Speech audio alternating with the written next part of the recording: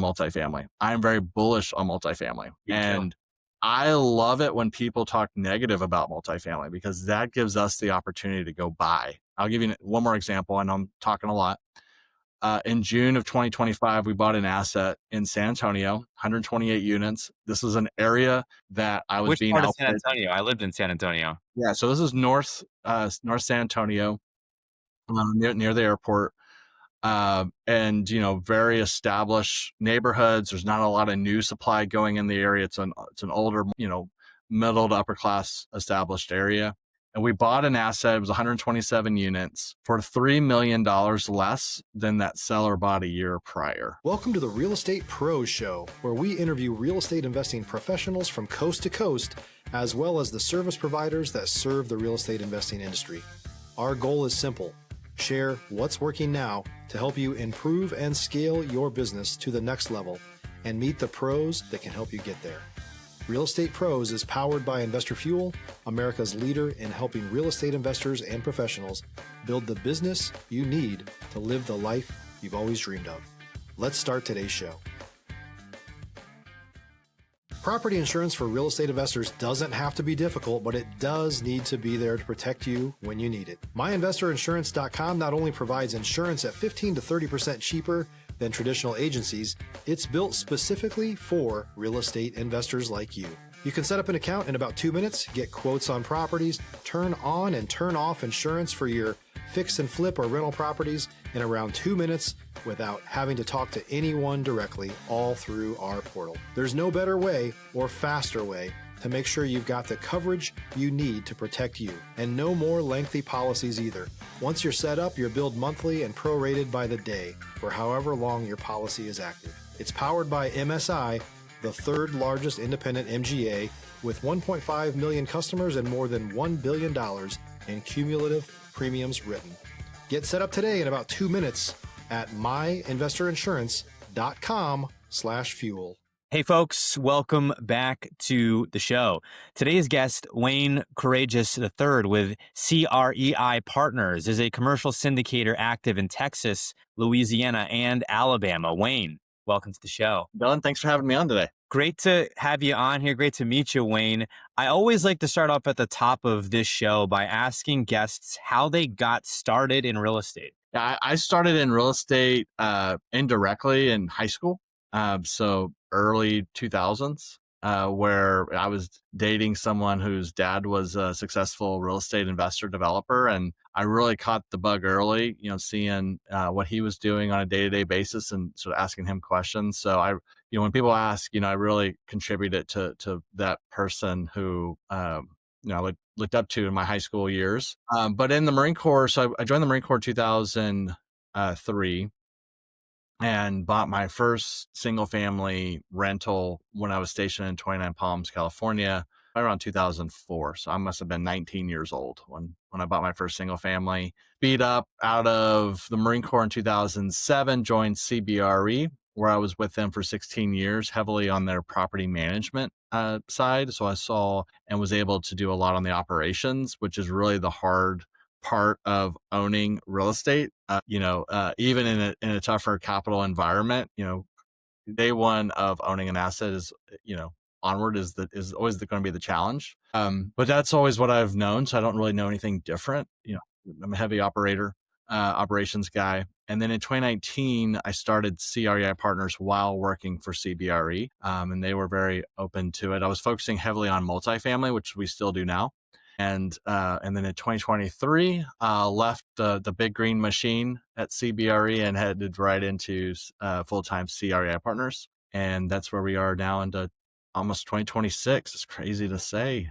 It's just around the corner. That's right. I want to ask you a little bit about it's CBRE. Forgive me for being a little bit in the dark.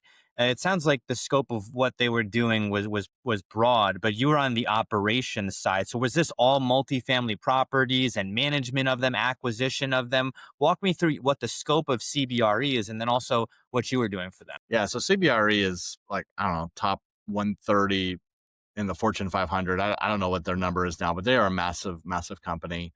Jones Lang LaSalle, Cushman & Wakefield, these other large companies, are in that same genre where they're focusing, there's a development arm with Trammell Crow Company. There's obviously the property management sides, more so on the office, retail, industrial. There's the accounting, financial services that, go along with commercial real estate. There's project management, when it comes to like tenant improvements and building improvements. So CBRE touches everything. What I was doing was heavily on the office retail side for property management. And so, a lot of the things are transferable into multifamily because every deal is like a business. Stop living on an island and join the #1 mastermind in America for professional real estate investors. Investor Fuel is a community of hundreds of the nation's top investors working together to build stronger businesses and better lives. In addition to the amazing community of real estate investors acting as a board of advisors for one another, Investor Fuel members have access to 100% funding on purchase and repairs for our members only, a health insurance program, and benefits and discounts that more than pays for the membership of most of our members, meaning it's actually costing you money to not be a member of Investor Fuel. If you're looking to scale your business and build a business that allows you to live the life of your dreams, please visit investorfuel.com today and book a call with our team. And so if you understand, where we can get income, expenses, maximize occupancy, ensure maximum collections, look at the risk management. A lot of people don't talk about risk management, but that it's a huge component of owning real estate. And so, I was able to get in the multifamily because it didn't really compete with the day job. And to be frank with you, I saw the ups and downs of office and retail. Not to say multifamily doesn't have its own ups and downs, but with office and retail, it's much more obvious because people just move out in the middle of They the will night get out of the office. Yeah. and they'll just go, work from home or work from Starbucks or wherever. So anyway, so that's what we were doing and what I did for all those years. And man, it was great. The reason, I left was really just because we were growing our investment company to a point where it was hard to do both at the same time. And so, but that's how, that's sort of the arm that I was in was, on the operations side, which from, multifamily property management, it went really well, despite, a lot of that background being office and retail, because you're still dealing with a physical asset. You're still dealing with similar, financials, income statement. A lot of things are transferable despite the asset class. Yeah, I have only one experience in managing commercial real estate. It was like almost, gosh, it feels like maybe 10 years ago. It wasn't that long ago. It was probably like 2017 timeframe. I was living in the greater Boston, Massachusetts area.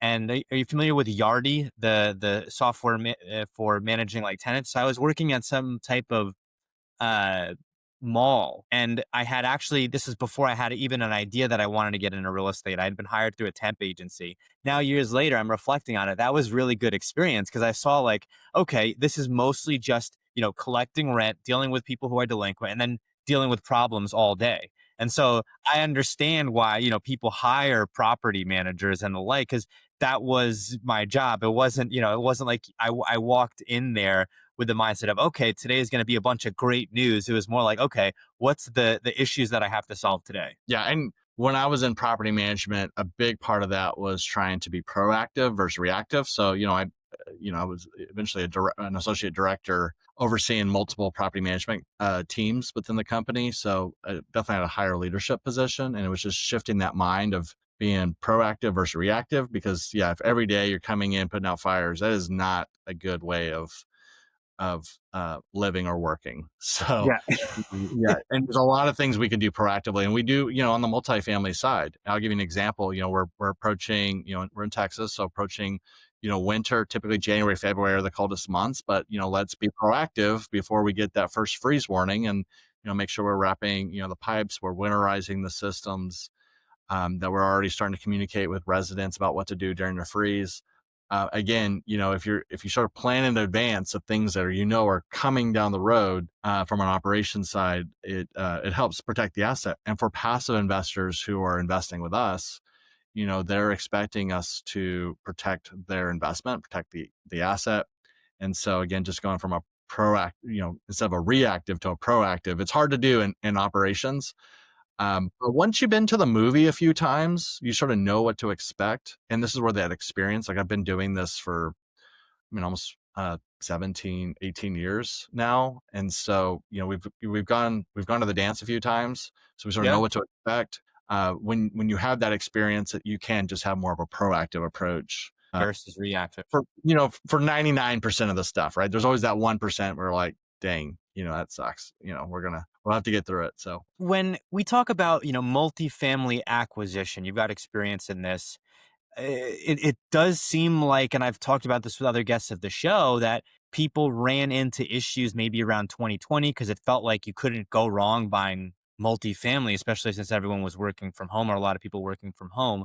But it does feel like now that there's some distress on the operator side, not in the buildings themselves, but from people who bought maybe too deep and they had arm loans that now have gone up. What mistakes, say being 2020, were people making at that point in time?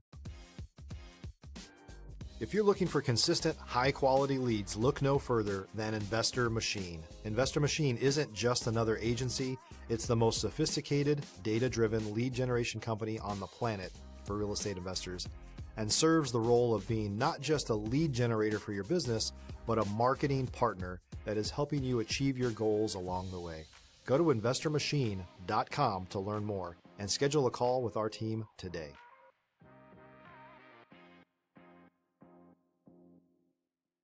yeah, so first and foremost, know that like it's not just an operator who's underwriting and getting a deal under contract. It goes through appraisers, it goes through lender scrutiny. There are a lot of people along that process to get a loan and to go through that process, right? So I think there was definitely some concerns in multiple. A lot of people just want to put it on the operator, but really holistically, the amount of people who have to sign off on any given loan, it's more than just one person. So I'm definitely not going to kick any operators. There are those that were a little bit more aggressive than others, but I will say that I can only speak from my experience. So when I was starting to underwrite, remember I started the company in 2019, so I was right into the thick of it.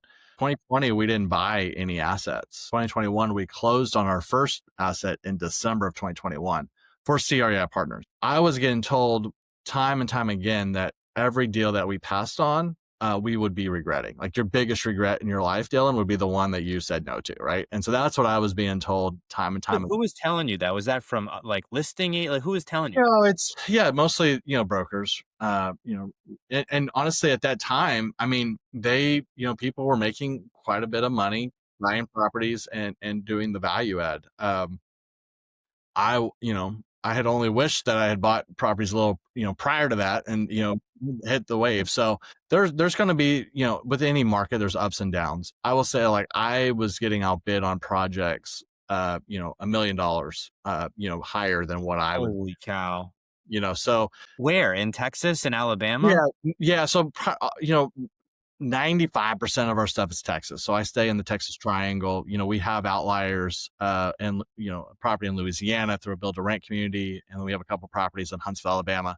Those are with some partners that we have really close relationships with, but for the most part, we're the lead sponsors on the stuff we do in Texas. But yeah, so I mean, you just underwrite and conservatively and realize like, hey, could we have won the bid? Could we have gotten the loan? Could we have done all this? Yes, but there were a few, at that point, 2 years from me starting the company, like, man, I really want to get a deal under contract. And so for me, like, I feel very blessed that I'm not stressing about those properties that I Those turned deals, away yeah. from. But we all don't bat 100, and so that's something that any investor should know. Like there's always a risk. How do you go through that risk? I'll give you an example. So in 2022, I bought a property in Houston. This property was owned by a seller who had it since 2007. So a long-term hold. It was a doctor investor out of California. I was buying definitely below market when I was looking How at many price. units? So that was 101 units. So price per unit it was well under what others were paying in that submarket. Our cap rate was reasonable. Now our cap rate was still in the 4, which was still people were doing 3 cap purchases. So I felt like 4 cap Yeah. And we use bridge debt, which I think a lot of people are in trouble or were in trouble with. A lot have refinanced and have gotten out of it. But with bridge debt, we were using it in a way that actually made sense. In the fact that the bridge debt is there to be used so that you can buy an underperforming asset, improve the asset to get you to the permanent financing. So it's a true bridge debt, right? That's what it's meant for. A lot of others were unfortunately using bridge debt because the valuations were so high. They were buying the property so high, they weren't able to get permanent financing. And so there wasn't really that value add component where what we were doing was definitely a value add. So I slept easy at night knowing that, hey, we're going to do bridge debt. Well, that property has aged me 25, 30 years. We have, I mean, and that's what I hope people that are listening in, again, we're not all going to bat 100. What do Right. you do to get through it? Have you folded? Have you put your head under a pillow? Or you stopped communicating with investors? We refinanced that into a fixed rate debt, but we're still dealing with it, right? If you're a new or newer real estate investor looking to launch or grow your real estate investing business, please check out Investor Fuel Club. It's a coaching community, but unlike anything you've ever seen before. And you can actually partner with members of our mastermind from coast to coast on deals right in your market. There's no better opportunity to build a consistent business than to literally partner with pros to help you avoid costly mistakes, avoid the need for capital to do deals, and help you eliminate your fears as you're starting your business. Learn more about Investor Fuel Club at investorfuel.com/club. And so, if you're investing with a group and that group says they don't have one black eye or scar over the last 5 to 10 years, there's more to it, right? Everybody who was investing there in that time has a property that hasn't met pro forma. And I'm not going to put anybody, including myself, in the fire for it. At the end of the day, we underwrote it conservatively. We're working through it. We haven't given up. We've over communicated. We've refinanced to fixed rate debt. Fortunately for us, that was the one property that, has tested our grit quite a bit, where the rest of the portfolio has done extremely well. We've done, quarterly distributions as we said we were going to do, the great tax depreciation that comes. I am a big believer, Dylan, in multifamily. I'm very bullish on multifamily. And I love it when people talk negative about multifamily because that gives us the opportunity to go buy. I'll give you one more example. I know I'm talking a lot. In June of 2025, we bought an asset in San Antonio, 128 units. This is an area that I was Which being part of San outbid. Antonio? I lived in San Antonio. Yeah, so this is North San Antonio, Okay. near the airport, and very established neighborhoods. There's not a lot of new supply going in the area. It's an older, middle to upper class established area. And we bought an asset. It was 127 units for $3 million less than that seller bought a year prior. And the year prior, their loans were called due by one lender, and it was because they were having some financial defaults in other properties, is what I'm being told. But regardless, there was an opportunity for us to go in and find a really great value in buying an asset. We bought another one just a few weeks ago in San Antonio, about 10 minutes away from that asset, and that is a day one cash flow, very low capex, getting in at a strong cap rate. And so again, I'm bullish on multifamily. You're going to have these ups and downs when people are running away from an asset class. Especially multifamily, which has proven historically over many, many years. I mean, it's the original asset class of real estate. Thinking back to the caveman days, people need a place to live, right? And so this is not something that is going to go away. It's a need for any man, regardless of what AI is going to be doing in the future. So, like I said, I'm bullish for it. I think there's opportunities. I have so many thoughts on this. I mean, I look at it from all sides. I'm also a realtor myself, so it's not. I'm a retail single family home, realtor, predominantly now at least. First year in the business as a realtor. Prior to that, I was a wholesaler in the single family space. So from that lens, there's of course a lot of my peers who are going to tell everybody, you've got to buy a home, or don't let everything turn into a rental economy. But on the other side of it, and I'm just talking like macro, large influences here. It's in many cases not feasible for people even now with rates a little bit lower and with all the builder incentives. It's still not possible for everybody to get into a home. There's renters by necessity, and post Dodd-Frank, there's more of that because it feels like you need a and again, there's going to be a lot of people on my side who might say, "Don't say this," but it feels like you need a blood sample and like your next of kin in order to qualify for a home in some cases, especially for younger people, even with good credit, but maybe not necessarily established credit. And so, I see that in some cases, like they've talked about the Austin area, rents may have stabilized or even dipped a little bit. But on the whole, it does feel like from the perspective of someone who's rented in San Antonio, there's not enough rentals. Like if you go to a place and ask them if they have, any open, even if they do have some open, they're likely to say no. And I don't know why that is. So until we get to a point where there's like truly affordable housing, where people aren't spending, on $50,000 a year, close to, one third or half of their post-tax income, in their apartment plus utilities, I still think that there's not enough multifamily housing. Yeah. Well, and it's very market specific. You're absolutely right in many cases on this. And then I think every market that someone invests in has to see, what is the supply coming to the market and what is supply has been put on the market. Austin and San Antonio had thousands of units put on the market, finish. Because you think about during expansion, recovery, these different cycles that happen in real estate. Depending on the cycle in the real estate, there can be an oversupply. And in San Antonio, there is an oversupply in much of the city. West San Antonio has a lot of new development. There's a lot of growth happening west, going into the hill country. And, that's it in Austin, a lot. So when a lot of growth was happening over the last few years, heavily from the West, coming into Silicon, coming from like Silicon Valley to like Silicon Hills is what they call Austin. And even Austin being really tough. I mean, when we were looking at buying in Austin several years ago, I'll say 4 or 5 years ago, it would have been really difficult to put anything under contract. I mean, we sold our house, we lived in a Lake Travis, Bee Cave area. And, we got a cash offer on our home, double for what we paid for it a few years prior. And we're able to lease back that home for 3 months. And I'm always just saying this because the market was really frothy. There was just so much capital cash. And so that brought a lot of developers to develop. And that's normal. It's part of this, cycle. But then things slowed down. The economy slowed down. People weren't moving as much. And so now you have this oversupply. But in Austin, San Antonio, these other markets, if you look at like what's coming, like what permits are in the pipeline for new deliveries over the next few years, it's practically zero. It's extremely small. So if you're buying today, looking for a 5 to 7 year hold, I believe we were in a great position because as supply and demand, tightens, that pushes, rents and,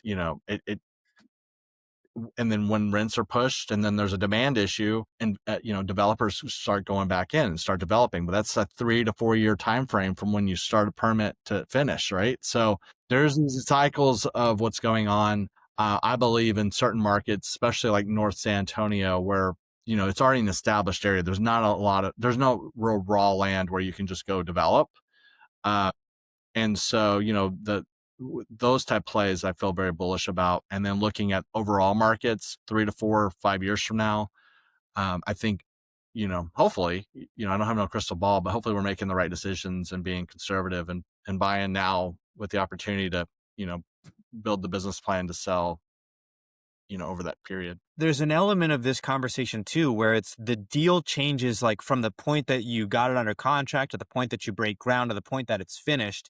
You're looking at totally different circumstances. So if it's like a 18-month or 2-year builder, whatever the standard would be for a 100 unit, 200 unit multifamily complex. I was living that area west side of San Antonio going towards I don't know if you should call it the west side. I think that they may not love that term in San Antonio, but the western part of San Antonio going towards Bernie and then going towards like Six Flags. They have the Rim area. I was living over there.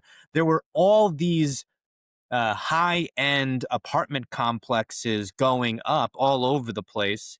And I had left there around 2024. So last year.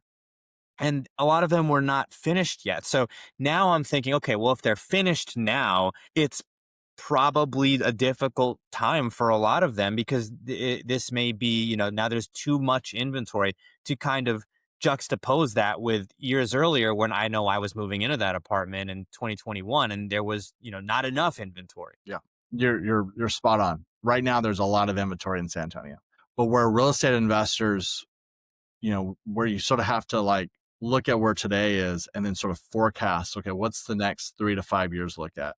What is the absorption in Central Texas? Like there's a lot of growth. We primarily focus in Houston and San Antonio, and both of those markets have, incredible growth. San Antonio was one of the largest cities population growth, according to the U.S. Census in 2023.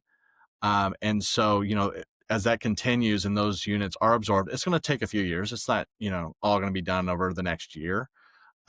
And then you look at the new permits and you sort of see the cycle. Then there's a tightening, and then there's, opportunities for new supply that come on. But it just takes a while. And that's what's really concerning, nationwide, and especially thinking the Sun Belt states, because as we have so much growth into these markets, development has taken a back seat over the last few years. We are already hundreds of thousands of units short previously. And then as, it became less favorable to start developing, that's just going to cut harder into the supply. Now, we were talking before the show, but the bulk of our stuff is day one cash flow, value add type opportunities. I am, heavily focused on like base hits. I think home runs are overly aggressive and just doesn't happen very often. So, our properties that we buy have to cash flow day one. And they, have to, have little CapEx. We're going to push a value add plan, but the days of just going in and doing complete renovations and changing out the demographic, it's just highly risky, right, in today's environment. But then there's about 20% of our portfolio that's focused on development. And so we are doing 150 unit multifamily development in Bryan. And you made a really, Bryan, Texas, and you made a good point, Dylan. It's like, how do you know, like in the next couple of years, things change? But we do a lot of market study, a lot of research, a lot of third party, and data that comes in and shows, okay, what's the influx into the Bryan College Station area, just as a market, as an example? How many units are available? What's the, the lack of supply? What's that number that's lacking? And if you've got a strong location and a very pro landlord area, there are opportunities, and we can talk through that through HUD and such. But this is also maybe a good time to look at some development opportunities for investors. I know that there's a lot of, I can say this coming from the background of distressed single family fix and flip. There's a lot of fix and flippers who can't do fix and flip any longer because there's so much new development in single family homes and subdivisions going up that, why would you, if you're a retail buyer and you can buy maybe a slightly smaller home, but brand new for the same cost as a pre-owned home, not brand new, without the builder warranty and like a higher rate on the pre-owned side, why would you do it? And because of that shift towards development overall, I've seen as well kind of a migration, if you will, from people who were traditionally single family investors into multifamily. I've been seeing this in real time, like people coming to me asking me, hey, I saw that you're making, offers off market and helping investors. I'm looking at getting into the multifamily space, even on the, doing creative offers. Can you assist with that? I've been seeing more and more of that. I tell you, my experience, and no matter what part of real estate you're in, I think if you're in real estate, you're doing it good. Like it's, there are people that are going to focus on single family. There are people that are going to focus on multifamily, retail, office. You can make money and do extremely well regardless. It's really where your passion is. So when I bought my first single family, it was a 2-bed, 1-bath in 29 Palms, California. Nothing sexy, 80 grand for the property. Somehow it was like, I don't know. I didn't have any money. So I think I got 100% financing. It was during that time where like people probably shouldn't get financing. I was a private first class getting the loan. on this property. One of my experience was when we had a resident who was a good friend of mine, who was renting it. The rents came in monthly. It was great. I didn't have any issues. I made like $100, which for a private first class is like, hey, it's pretty good money. Yeah. But then when I I'm a told him I real was going to, yeah, then I told him I was going to sell. I mean, that was after management fee, and because I was in Japan stationed, and I wanted someone local to help manage the asset. Well, then, I told him, I called him. I was in Okinawa, Japan. I called him and said, hey, I'm looking to sell before I get out of the Marine Corps. Would you be interested in buying? Well, that spooked him. He moved back onto base. They had a newborn. They were focusing on, what made sense for their family. And then it sat vacant for 6 months while I was trying to sell the property. And so I'm like, California. in California. Now, this was like during a time where it was like starting to, this is like Okay. '07. It I wasn't got the best. you. Yeah, it was a tough time. Yeah. So I was like, after that, like single family never, I mean, I was 21 learning that lesson of like single family just to me, unless you've got a big portfolio, um, Risk. there's risk because there's downtime to change units. Whereas multifamily, I mean, my break even for the majority of my properties is 70%. So of 100 units, 70 of them have to be occupied. So there's economies of scale, and just thinking about like the break even and just the profit and the higher chance of you being able to really grow wealth comes with the bigger numbers, right? Not 100, 200,000. You may get 20, 30,000 here, but if you can double your investment in 3 to 5 years, and I would say in this environment more of a 5-year turnaround, get that depreciation, help with the tax, and then having some cash flow. I think it's worth the investment thesis. The other thing too, I say, Dylan, is like I don't worry about what Elon Musk or anybody's out there tweeting, or what geopolitical stuff's happening overseas. Really, it's just laser focus into that 1 mile radius of our property. And rents are still due on the first. It's still a physical asset, that I don't have to worry about too many external things that could Yep. really factor into missing the business plan. Yeah, I mean, at the end of the day, people need a place to live. That's what it comes down to. And if they're not homeowners, they're going to be renters. And it's funny you mentioned California because I've seen now, although I have no experience buying or selling deals in California, working with people who are buying in California, there's apparently this huge push for ADUs in multiple cities in California right now. So like Los Angeles in particular, I guess people are building, dwelling units in their backyard and then maybe even dividing the property somehow and being able to sell off portions of it. And I don't think we've seen that as much or at all in Texas. I think because of so many HOAs and this type of thing that I don't necessarily know that it would be allowed. But that's another thing that it's not impacting, market conditions. But I'm looking at it and I'm saying, right now visiting my parents in northern New Jersey, and I know the price of real estate over here, for a $370,000 home in the DFW metro would be a $950,000 home up here. There's so many ways to solve the housing crisis. Multifamily addresses a ton of it, and we're also seeing some of these other, more creative setups as well happening throughout the country, even in places like California. Yeah. Well, and the other thing too is like multifamily is an investment, and my wife and I, we have these discussions. I'm very business minded. I'm very bottom line. However, there is a heart in me, and I want our communities to do to be a community. And one of the things we've done this year for Christmas is we're putting in Christmas trees in all of our management offices. We're getting like those plastic Christmas balls so people can write their name. We're doing gifts for the kids, and one of our properties has actually very few kids. I think there's like one kid in the whole complex, if you can imagine, but they're very dog friendly. They have a lot of dogs. So we're actually doing gifts for the dogs. And so Nice. like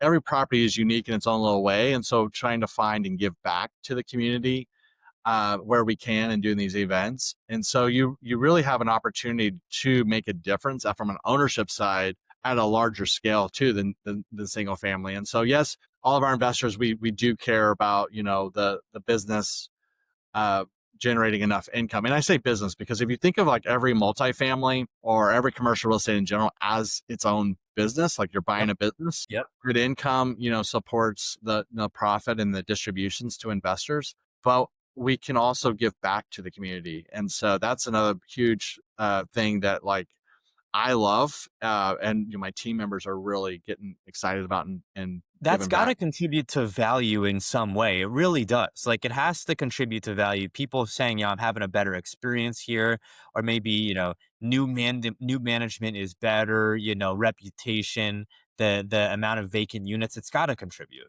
Yeah. Well, they start telling their friends and family, and it makes it harder.